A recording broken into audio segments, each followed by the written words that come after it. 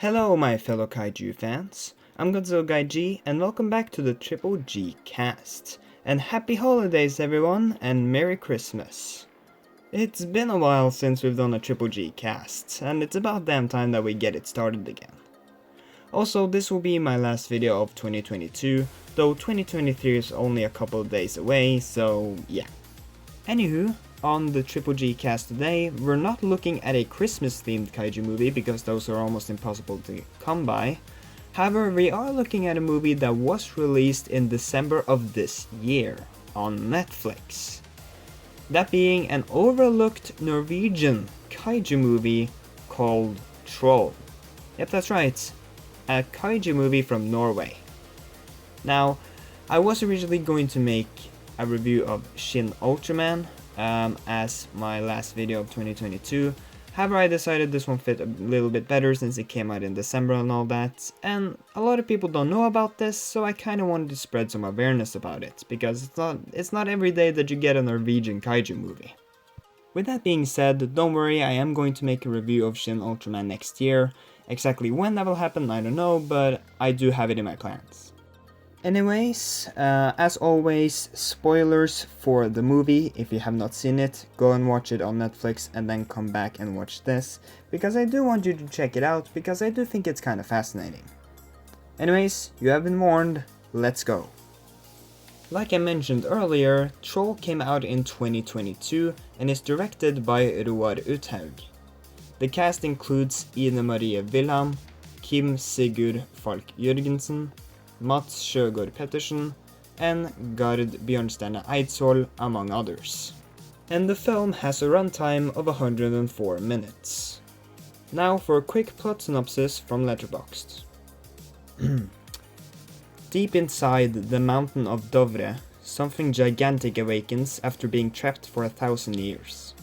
Destroying everything in its path, the creature is fast approaching the capital of Norway.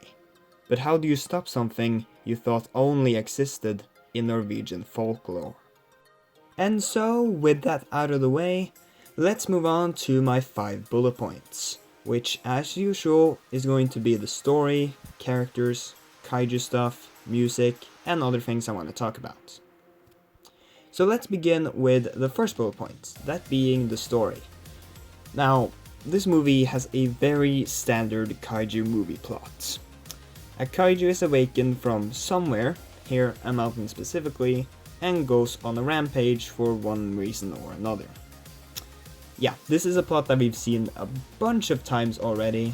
It's not bad per se, but it is very generic and, well, it gets the job done, but that's pretty much it. It hits like every story beat you'd expect from a plot like that, and yeah, so it's not terrible, just not anything to really write home about.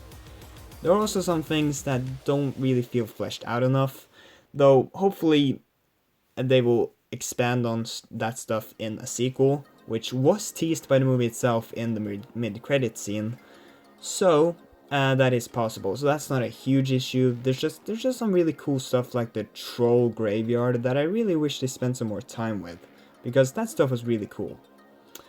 I do like, to give them more credit, I do like the implementations of from Norwegian folklore, like how they use things like church bells and trolls being able to smell the blood of a Christian man in the film throughout. Those things are very cool because it shows that they care and know enough about Norwegian folklore, and the implementation of it are pretty cool. And I do like how they did that, because it makes the movie feel more, well, Norwegian. Also, I just want to mention, the whole climax of this movie felt kind of rushed and messy. Because, like, the movie wants you to sympathize with the troll, which on paper I think is a really good idea, and they have some really good ideas behind why you should sympathize with the troll. And there's also several scenes, such as when he saves a father and his kid from getting crushed, that shows that he might not be that bad of a guy and is really just, well, you know, being hostile because humans are being hostile towards him. Which is a good idea in concept. However, the thing is, the ending doesn't quite land this idea, because it very quickly goes from the sad scene where everyone is feeling bad for the troll as he's literally dying from the sun. Like, everyone's kind of sad, and it's supposed to be this moment, almost kind of like in Godzilla 1998, where everyone kind of regrets their decisions to kill the kaiju and stuff like that. However, it goes from that very suddenly to this happy ending with lighthearted comedy and such. And that was just really jarring. It really didn't fit. It just came out of nowhere. It felt like it was complete tonal whiplash, really. So the ending kinda didn't really land the whole sympathy part of the story for me. So yeah, that wasn't done the best. But overall, the story of this movie, it's okay, but it's a very generic plot for a kaiju movie. Now, moving on to the characters, well, they're kind of a mixed bag of good and bad. I really enjoyed the main character's father. He was actually really entertaining, and he was played by a very good actor. So I think he was the character that I liked the most.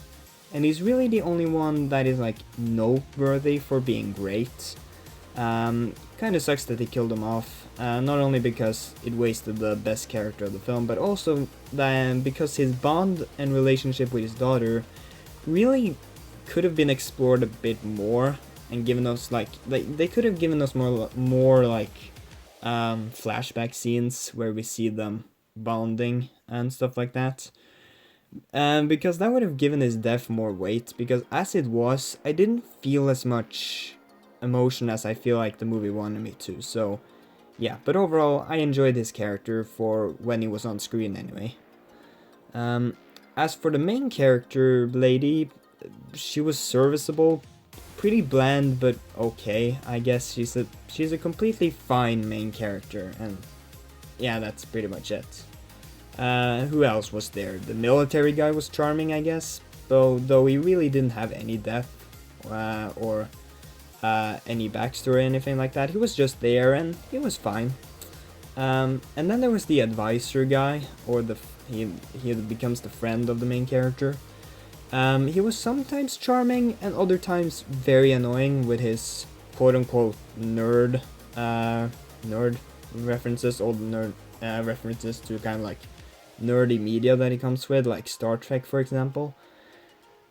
I don't know, it was kind of like a 50-50 whenever he opened his mouth, whether it was going to be charming or annoying. So yeah, again, a mixed bag here. Also, they put a lot of focus on the advisory guy's lady friend, who's a cop and apparently a master hacker, in the climax.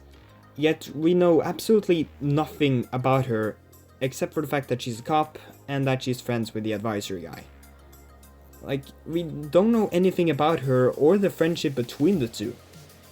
So like, they giving her such a huge role in the climax feels very clunky and not very well put together, or thought out.